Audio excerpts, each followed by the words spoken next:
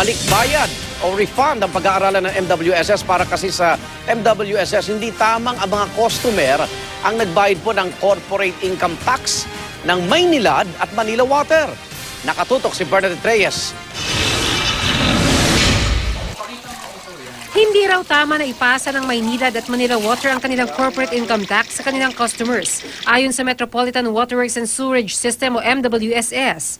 Base sa ibinunyag ng grupong Water for All Refund Movement, sa pagitan ng 2008 hanggang 2012, aabot na raw sa mahigit 15 billion pesos ang ipinasang buwis ng mga water company sa mga customer. Hindi po makatarungan na isama ang income tax payments ng mga konsesyonaryo dun sa pag-compute ng ating taripa para sa tubig. Ayon sa Water for All Refund Movement, nakatago raw ang naturang bayarin sa item sa water bill bilang operating expenses. Sa ilalim kasi ng concession agreement sa pagitan ng MWSS at water companies na pinirmahan noong 1997, pinayagan na may karga ang corporate income tax sa taripa ang operational expenses tulad ng gasto sa maintenance, mga proyekto at mga Philippine business taxes. Ang pananaw ng ibang tao noon, kasama po yun dun sa sinasabi nating Philippine business taxes, at dahil doon pwede siyang isama dun sa mga gastusin ng mga konsesyonaryo dun sa pagpapatakbo nila ng water concessionaires nila. Pinag-aralan namin ulit yung bagay na yan, yung issue na yan, at sa pananaw namin, no, iba na yung pananaw namin ngayon sa bagay na yon.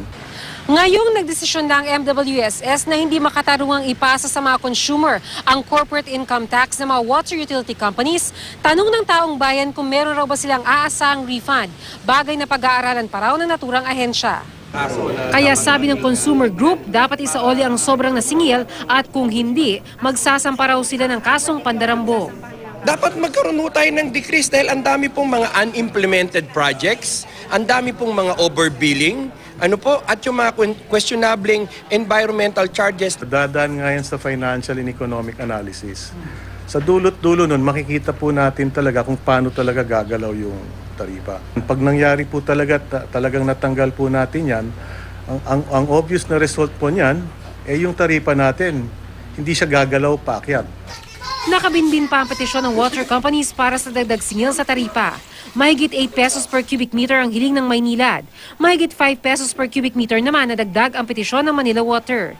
Sinubukan ng GMA News na kunin ang pahayag ng Manila Water at Maynilad, pero hindi sila nagpaunlak ng panayam. Bernadette Reyes, Nakatutok, 24 Oras.